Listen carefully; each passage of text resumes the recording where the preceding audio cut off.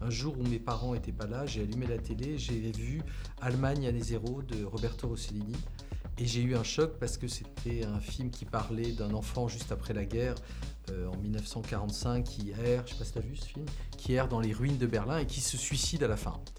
Et c'est un film qui est extrêmement fort, qui est très beau, dans lequel il y a une part de documentaire. C'est vraiment le néoréalisme italien en Allemagne. Et tout d'un coup, j'ai eu une autre vision du cinéma. Pour moi, le cinéma, avant, c'était que du plaisir, que du spectacle. Et on y allait pour se divertir. Et tout d'un coup, voir un film qui avait une telle profondeur et qui résonnait en moi, enfant, qui avait le même âge que ce que je voyais à l'écran, ça a été assez vertigineux. Et je pense que peut-être mon désir de cinéma, il est venu à ce moment-là, en tout cas de me dire que le cinéma permettait aussi de raconter ce genre d'histoire. Je suis allé tard au cinéma parce que mes parents n'avaient pas les moyens, donc je fantasmais sur le cinéma, je rêvais d'aller au cinéma. J'ai vu Brasil de Terry Gilliam. Le premier film que j'ai vu au cinéma, c'était ça, c'était une claque. La vie est belle. De Capra. De Capra, ouais. Oui. Victor Victoria de Black Edwards, un film extrêmement qui se passe dans les années 30 à Paris et d'ailleurs qui a été un peu une source d'inspiration dans notre reconstitution avec Jean Rabas sur Mon Crime. Et c'est la vision des Américains de Paris des années 30 et c'est quelque chose qui résonne un peu aussi avec mon film. Moi, dans certains M Show. Ah oui, moi aussi j'aimerais bien être dans certains M Show. Ouais, déjà pour. Dans le train. Dans le train. Dans le train. Avec Marilyn Monroe. Déguisé en femme, ouais. Je dirais La Nuit du 12 parce que le sujet n'est pas simple, c'est un fait divers très dark. Il n'est pas résolu.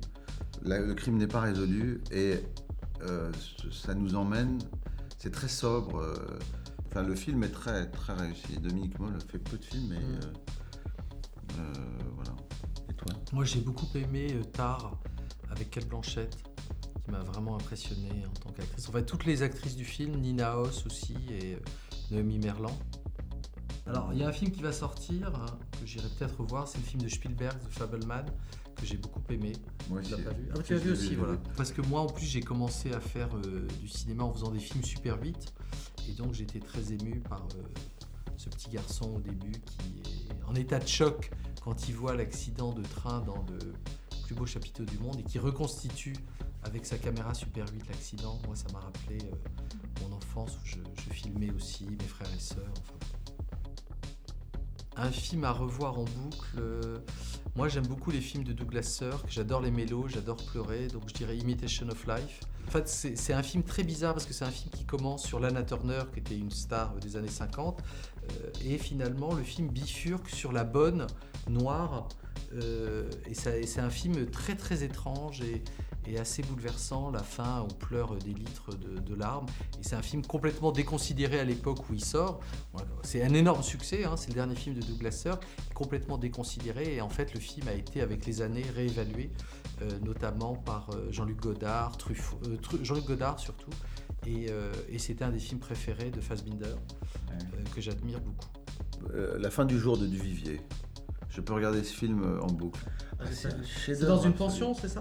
En fait, là, ça va fermer et ils font un spectacle pour essayer de sauver la maison de retraite des acteurs. Oui, c'est ça, oui.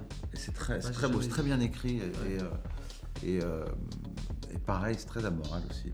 Il y a Jouvet qui tombe, c'est un tombeur de femmes et il drague une petite serveuse du bar qui est juste à côté de la maison de retraite en lui disant qu'il va partir en tournée avec elle. Non, il lui demande de se suicider pour lui.